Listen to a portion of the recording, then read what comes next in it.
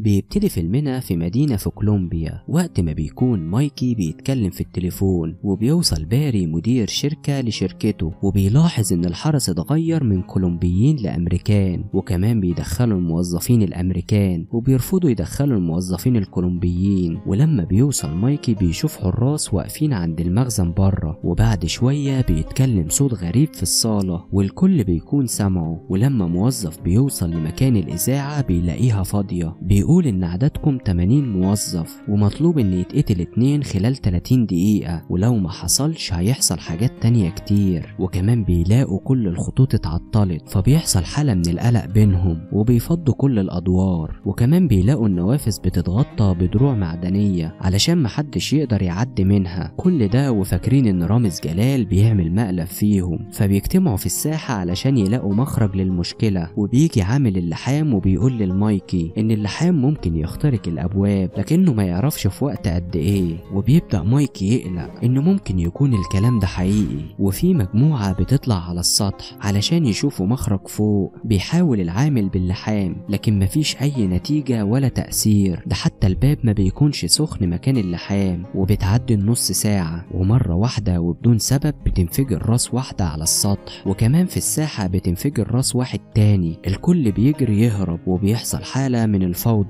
لحد ما 2 كمان بينفجر راسهم، وبيلاقوا ان عظم الراس انفجر ذات نفسه. فبيروح مايكي وبياخد قطر وبيدخل على الحمام وبيعور نفسه في دماغه لحد ما الصوت بيرجع تاني وبيقول له لو ما شلتش ايدك خلال 10 ثواني الجهاز هينفجر. وقبل الثانية التانية بيشيل ايده وبيخرج، وبيكسر الموظفين الحيطة وبيلاقوا كاميرات مخفية لكن الصوت بيمنعهم يقطعوها. فبيطلب باري من حارس الامن ايفان مفاتيح مستودع الاسلحة علشان يحافظ عليها لكنه بيرفض يديهاله. ومايكي بيخيط راسه مكان الجرح. اما العمال فبتنزل تحت المبنى علشان تصلح المكيفات اللي وقفت، وبيرجع الصوت تاني وبيقول لهم اتأكدتوا ان اللعبة حقيقية ومفيش رامز جلال ولا حاجة، وبيقول لهم ان مطلوب منكم قتل 30 واحد خلال ساعتين والا هيتقتل منكم 60 واحد. فبينقسم الموظفين لقسمين وبيبدأ بينهم حالة من الفوضى، لان مجموعة بتأيد قرار القتل لانه المخرج الوحيد من هنا، ومجموعة بترفض عمل اي جريمة قتل. والعمال تحت واحد منهم بيضرب التاني بمفتاح وبيقتله، وداني بتشوفه وهي مستخبية لكنه بيشوفها، ولما بيحاول يقتلها بيموت هو. كده 2 ماتوا من ال30. وبيتخانق مايكي مع باري على اللي هيعملوه، وبنعرف انهم في مكان بعيد عن اي طريق او اي حد يلجأوا ليه، لكنهم بيتفقوا يطلعوا على السطح ويعملوا ورق يطلبوا المساعدة. وبيقرر رئيسهم مع 4 موظفين الاتحاد علشان يخرجوا من مكانهم، وبيقرروا انهم يروحوا المخزن الاسلحة ويجيبوا اسلحة. ومايكي وايفان وليندرا بيشوفوا الموظفين مع المدير لما بيحاولوا يفتحوا باب مخزن الاسلحة، وده بيخلي ايفان يقفل اللحام. وقبل ما يروح له بيرفع ايفان السلاح عليهم، بس بيحاول مايكي انه يهديه.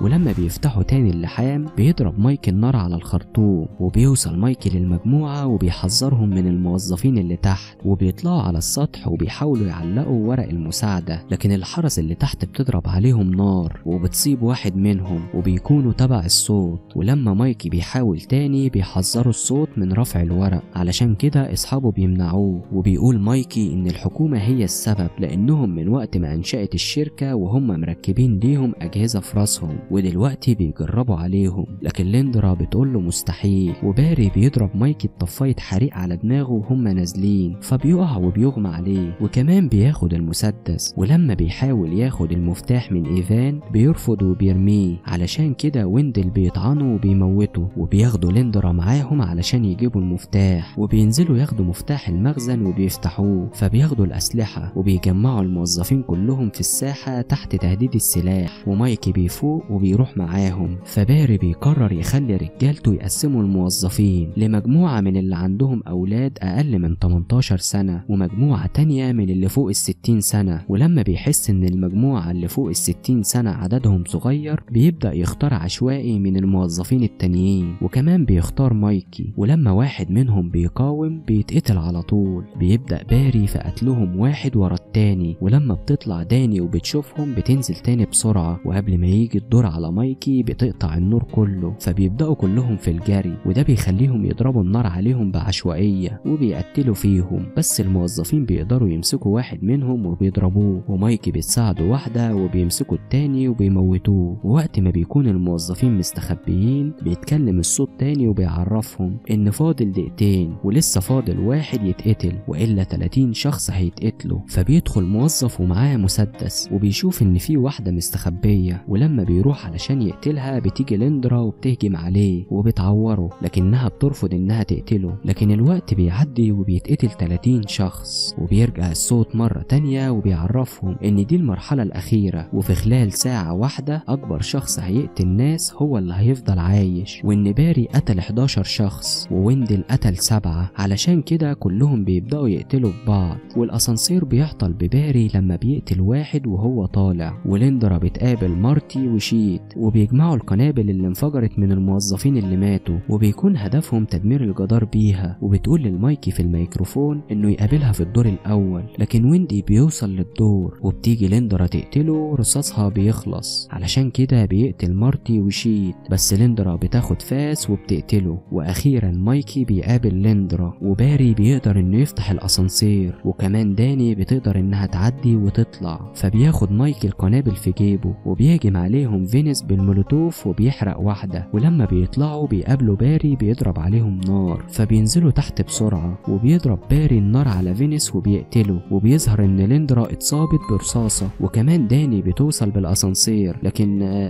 طب السلام عليكم. بتموت ليندرا بسبب الرصاصة، وبيقابل مايكي باري وبيبدأوا الاتنين في ضرب بعض. بتنتهي بقتل باري لما مايكي بيضربه بأداة على دماغه، وبيرجع الصوت تاني وبيهني مايكي لانه اخر موظف وفاز. وبتيجي الحراس وبتاخد مايكي للمخزن علشان يقابل الراجل صاحب اللعبة اللي بيقول له انا بعمل كل ده لاني بجمع بيانات لدراسة علم الاجتماع حول السلوك البشري. بس بيقول له مايكي انا حطيت القنابل في جيب كل واحد منكم، وبيقوم بسرعة وبيفجرهم وبيموتهم كلهم، وبيقتل صاحب اللعبة بعشم شويتين. واخيرا بيخرج مايكي من المخزن وبتودينا الكاميرا علشان تعرفنا ان مايكي كان واحد بين اكتر من شخص بتتعمل فيه التجارب. ولحد هنا بيكون انتهى فيلمنا. بتمنى يكون عجبكم، وما تنسوش تعملوا لنا لايك وتشتركوا معانا في القناة وتفعلوا جرس الاشعارات علشان يوصل لكم كل جديد. ولو انتم على الفيسبوك ما تنسوش تعملوا لنا فولو.